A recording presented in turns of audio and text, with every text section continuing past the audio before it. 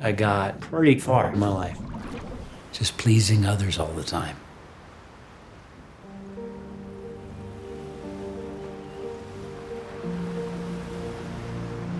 Perfect wife, perfect kids, perfect job, perfect place.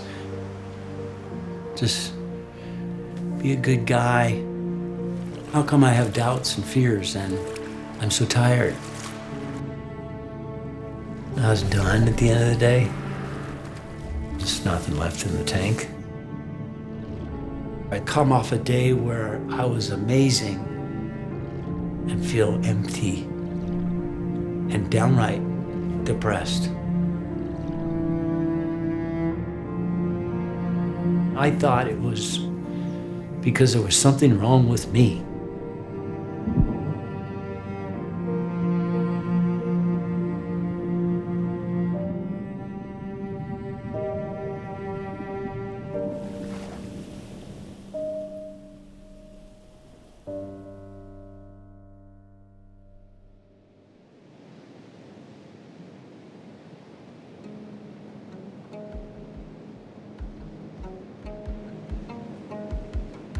I love Hawaii. I've been here for 50-something years, and I still am a visitor. This place is pretty special. When I came over here to Hawaii, people were more relaxed here. Is this an okay spot? I first met Sam 15, 16 years ago out in the water, right near the shore. We would paddle a couple miles, run the rock, run the beach, paddle back. We used to always say to each other, see you on the beach. To go and to do coastal paddles or channel crossings, it brings the best in you. And I think that's the thing I really loved about Sam was he was down for that adventure side. When Sam came here to build Walalai, the key to successful of any development is the people who are involved. He cared about the community, and he cared about the island, and he cared about how people were treated and how they took this place and made it their home.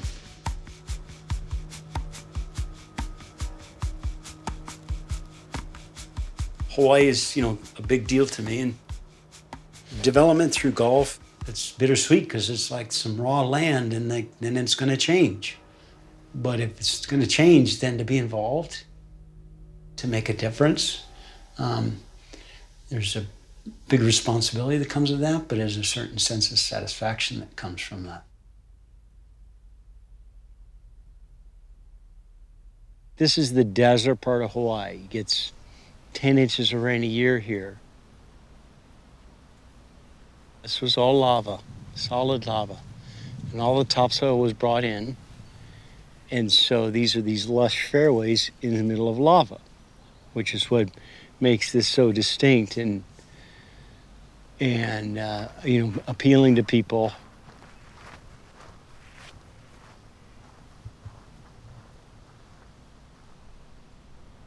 Number 8, par 5. If you hit a good one, you can get home in 2, which is kind of a deal.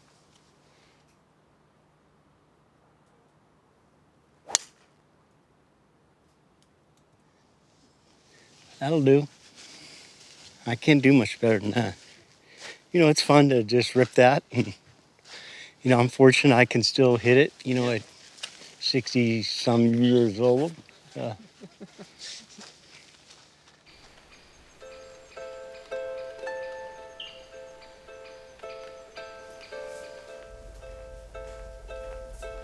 So my office, this is like my collection of stuff. My kids tease me, they call it floor art because I don't hang stuff. Born in Oregon, raised in Southern California in the early 60s. We had come from a strong Christian heritage. My grandfather was a pastor. And so big church-going family.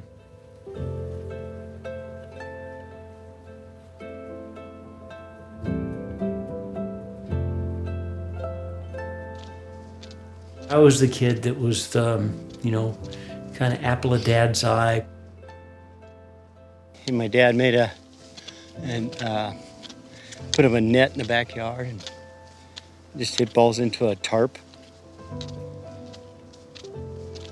My dad kind of awakened a passion in me of like competition and getting good at something and really committing to the work that needs to get put in. That was the Junior Club Championship at St. Anna Country Club in 1973, and I won the thing, and oh, my dad was so proud. Jeez, he was. My dad, you know, he loved my ass.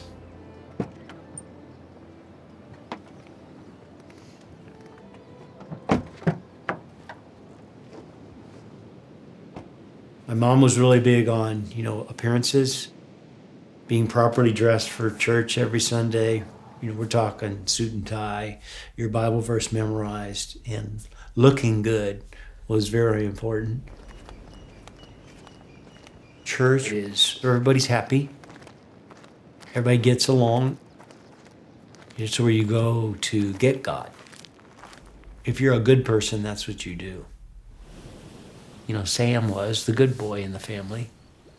The term we used at the time was on fire for Christ. And I was, and it was real. I loved it.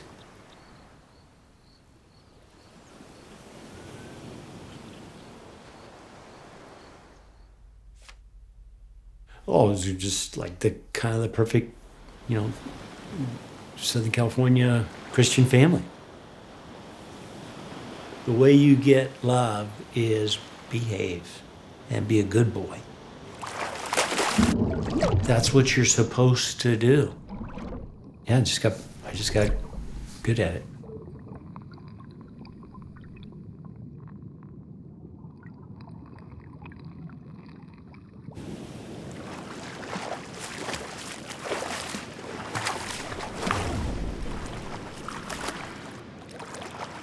And then everything came crashing down.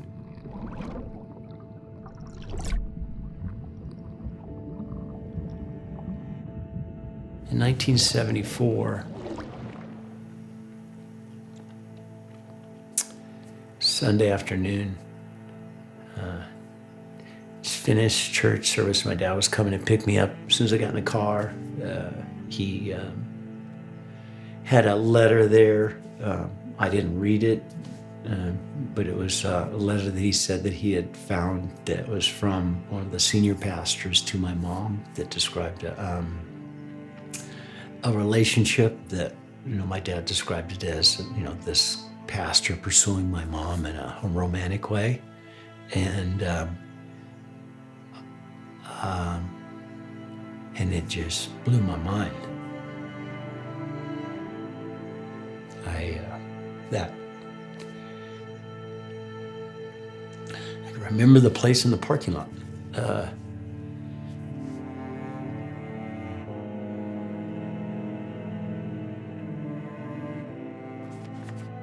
I've made a choice right there that I can't trust my parents. I'm not sure what to believe. Something I thought was, you know, trustworthy was not at all. And I didn't really say it out loud or anything, but I was like, I'm out of here. I'm out of this church. I'm out of, this is all a lie. And I walked away from my faith and never went back. There must be something wrong with us. The Ainsley family broke up. You can be a Christian and come from a broken home. Christians don't break up.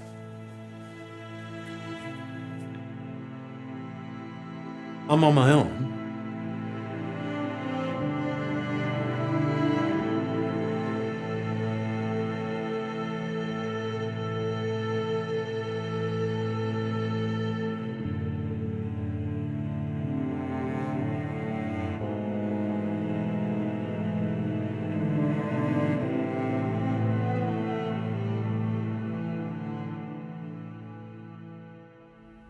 You dig this one? Well, this is my first Bible.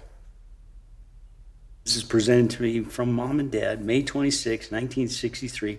And then how about this? They put in there, saved, May 19th, 1963. I'm 6. And I'm sure at Sunday school that Sunday, I probably said some prayer at that time that, invited Jesus into my heart in a 6-year-old way.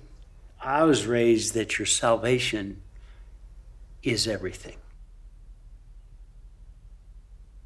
That can't be that simple. It's prayer to prayer. And he came in, it's like, what? Really? And it must not have stuck, or it didn't work for me because I don't have it all together. And I thought, once you're saved, you're all good. I didn't.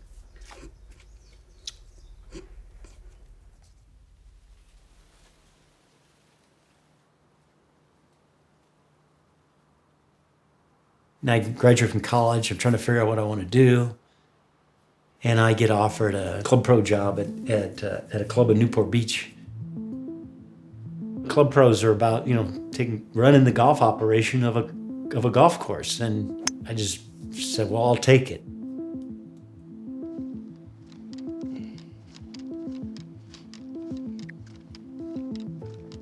Club Pros are always watching the other guys, how they're doing, encouraging them.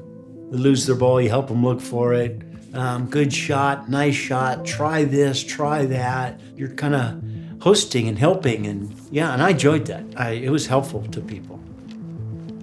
The job was help others play better. It was about, hosting the moment and how to help make the moment better. Trying to keep people from getting discouraged, because it's a tough game. It's just it's just a game of making the best of your misses.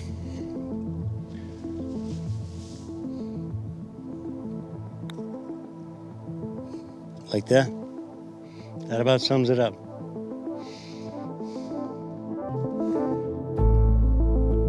To be close to Sam is to be close to success.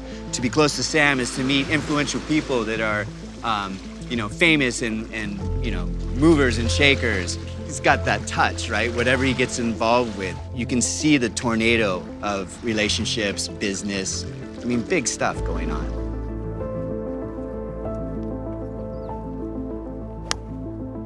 I can count on the daily, hey, good going, way to go. You guys did great here.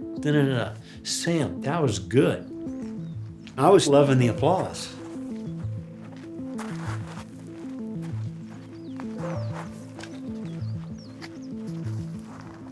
Are these people loving me because of, my position, my title, my influence, my money? Is this why these people are in my life? It's real, And so there's this guard that can come up when he poses that can believe that lie.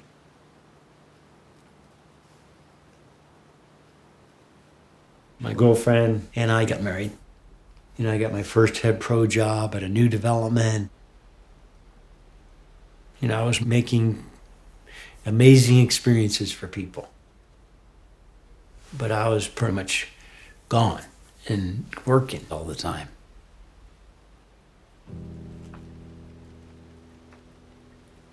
We were together for 5 years, no kids.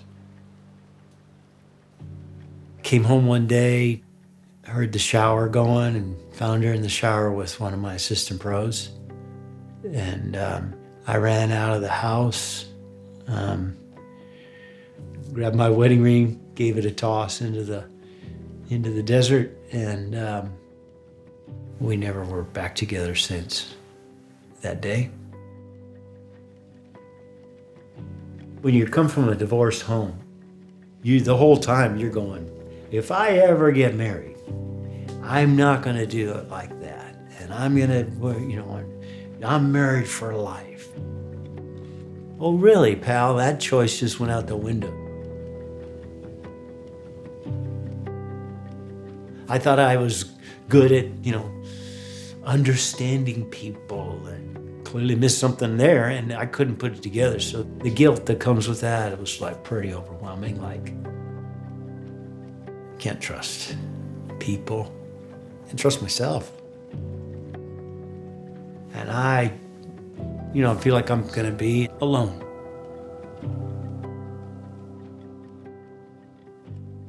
I got a kind of a remote place to live, and I could do my thing of like just get into work and run and train, and I got way into the triathlons. It was a way of kind of something I could do every day to just feel like, yeah, you're okay. You've got some strength there.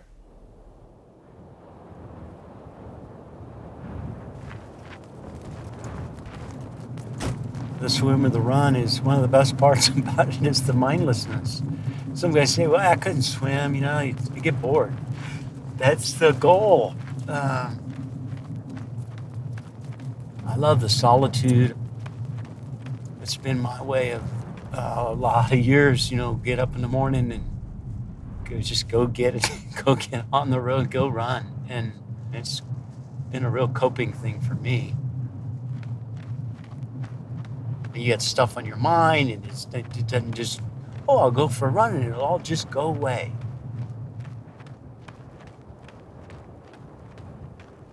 I also have felt kindred with him throughout my life because I also struggle with depression, and I have really dark days. When I would see Sam go dark, I would watch how he would handle that. And he used his self-disciplines to find freedom, working out, purpose and choosing as an act of your own free will.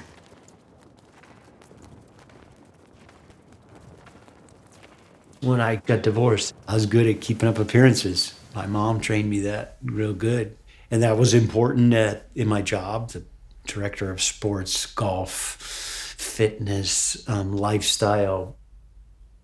That's the one thing I still got going for me. I didn't go into therapy. I didn't, get into a bottle.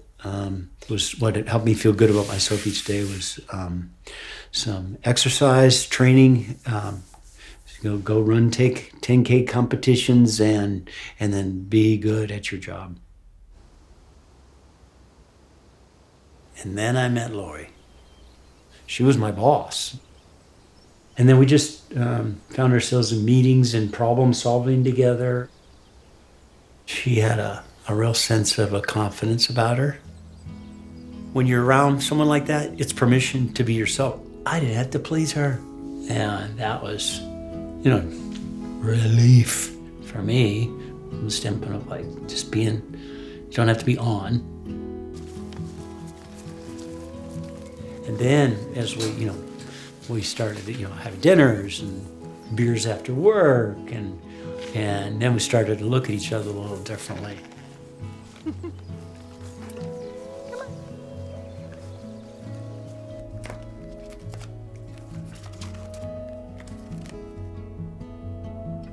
That's up in Anea before they built the golf course, before Sam was gray. When Sam and I first met, it was in the lobby of a golf club, a resort that he and I ended up working at together. He had perfect hair, perfect attire. He looked like a Ken doll, and I thought, who is that stiff? A trunk. I'm gonna show these to Greg. It's what he has still that hair. They're acting very sheepish.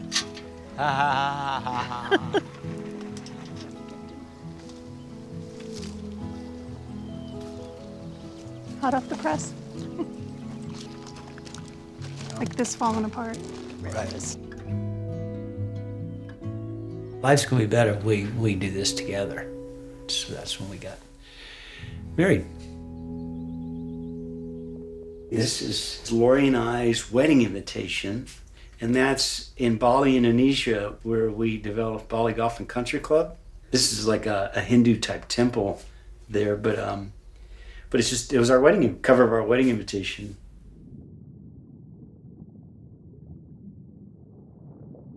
One day I got a phone call to come to Hawaii to do a Jack Nicklaus design golf course, and It goes well. It goes real well. These are aerial shots of the South Kohala, North Kona coastline. There's so much life and joy that's been brought to people through this. That's kind of what those pictures reminded of. It's just, just got to play a role in that.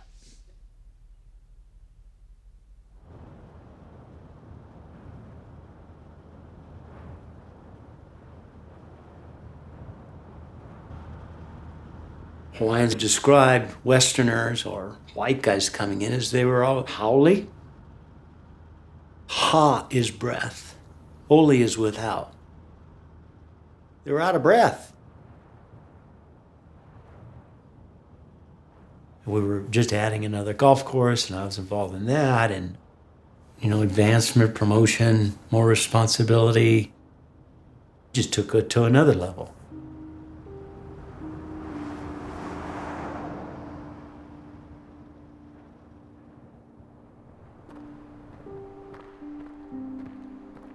Now I'm living in Hawaii, married to Lori, doing a great new resort. My kids are born. It's the glory days, but there's just this underlying fear in the background.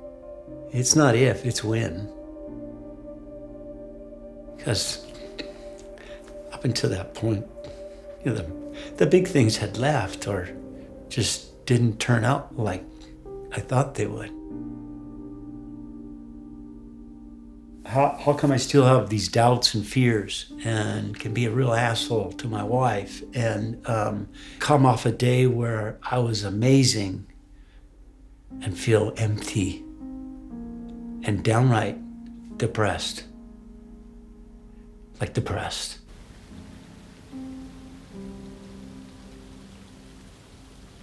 And I was getting tired of why is it that way?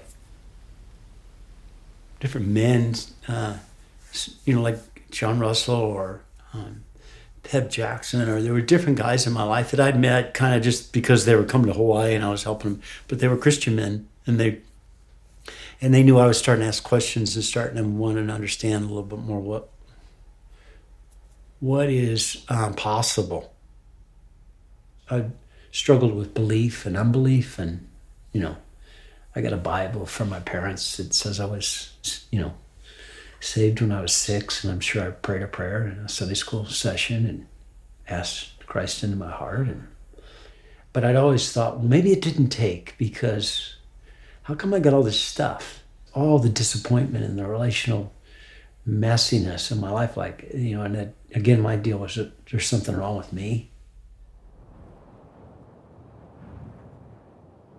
So guys would send me edgy books on Christianity that were kind of like the edgy Christianity stuff, because they knew my church history enough.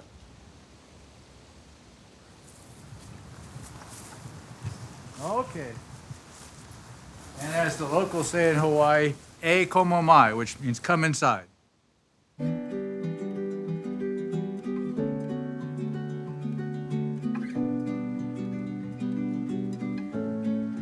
For me, photography is very simple. Young people come and say, "Oh, what kind of cameras did that?" I say, photography is really about light and relationships. Sam there, and there Sam is in the background rooting on one of his buddies.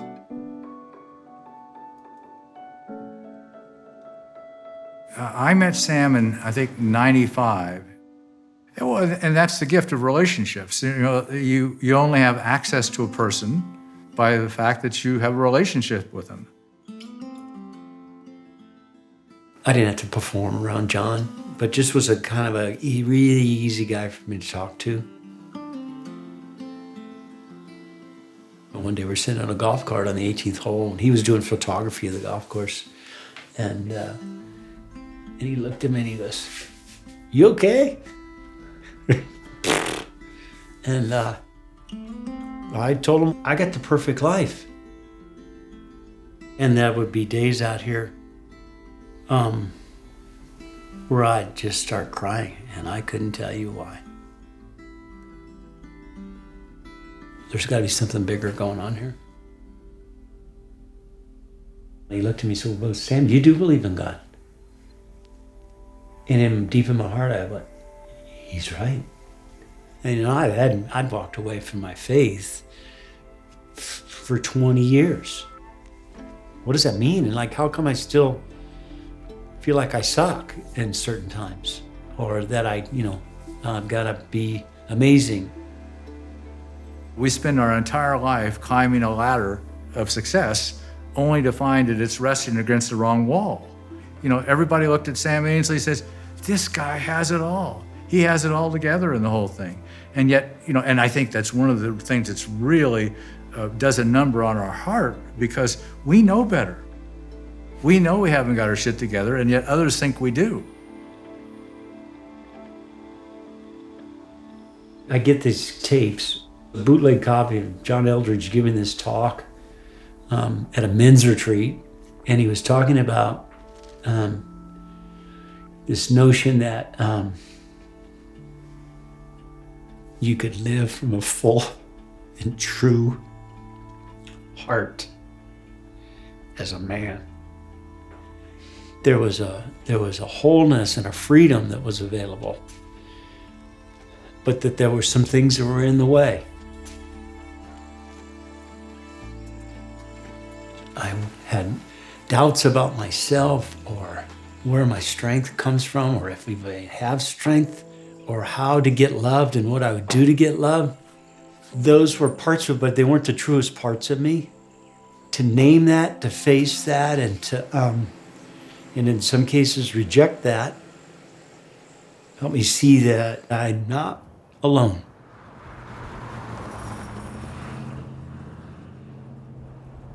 So that was the message I got from being from a little boy. It was like, if you wanted to be loved or liked, you needed to please others or make people happy and be happy. And that's what I put my energy into, becoming good at that.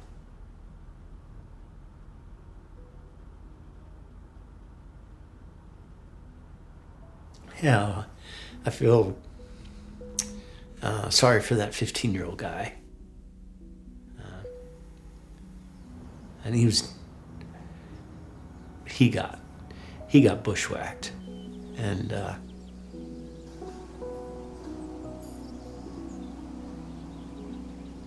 I could start to see where I was going for what I was chasing was not where the peace is going to come from, not where the sense of love is going to come from.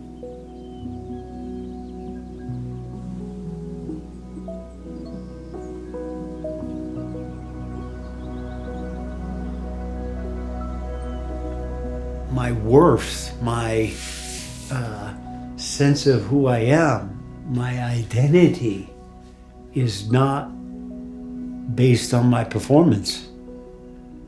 That rang true with me. Like, okay, now somebody's being honest.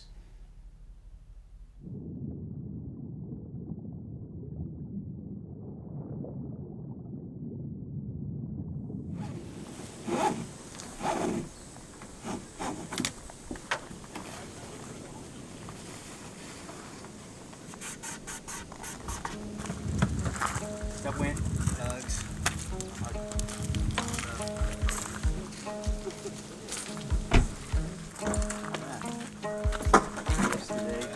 They didn't bother me too much. Now,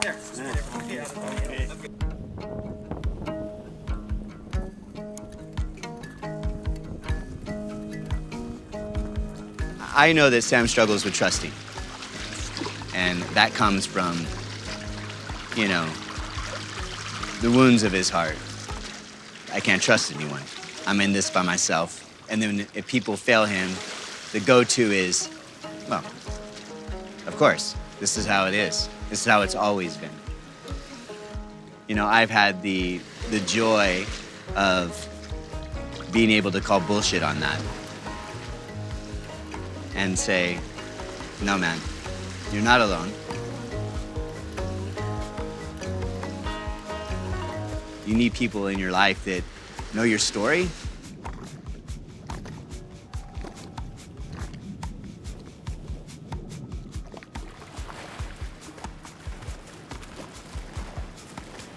I have spent a career helping people live, pursue life, in conjunction with this place, Hawaii, and people come pretty wound up, and the business world rewards that. I was doing some of the same thing, and I was having there's more lifestyle than I had life.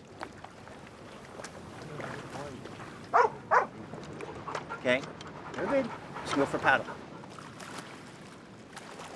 I'm fortunate that got some pals that we trust each other. We experience this desire to live from our true heart. That comes from, just learning to trust again and being able to just be honest about, hey, this ain't going so well. That's a gift, and we were able to give each other strength. We've seen each other hurting. We've seen each other broken. And when the barriers come down, it's absolutely the opposite of meeting someone at a cocktail party where I'm comparing my success to yours and the whole thing.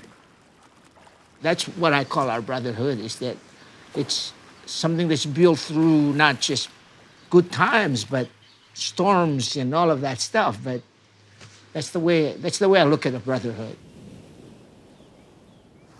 I remember this time I was struggling with a heavy, basically business was stolen from me. And Sam had heard about it, and he called me and he was like, hey, you want to go for a paddle? And I was like, yes. It's like, dark 30, get on our boards, paddle over Kua, no words said, just paddling and breathing, You didn't quote scripture. He didn't speak in tongues. He didn't tell me his story. He just sat there and bore the burden with me.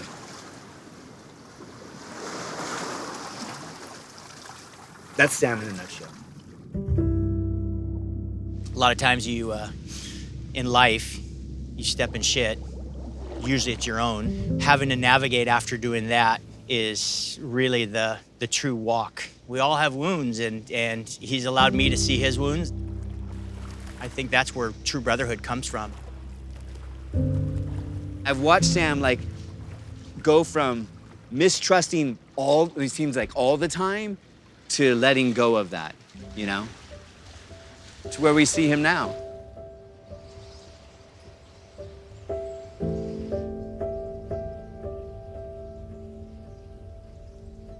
Such a treat. This is our deal. Yes.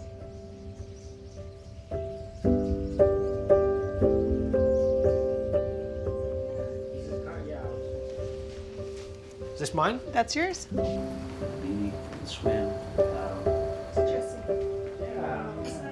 There was a shift in just peace, confidence, a release that was different. It started out with just this total breakdown surrender, and that there was this Father's love that I didn't know, I'd never encountered.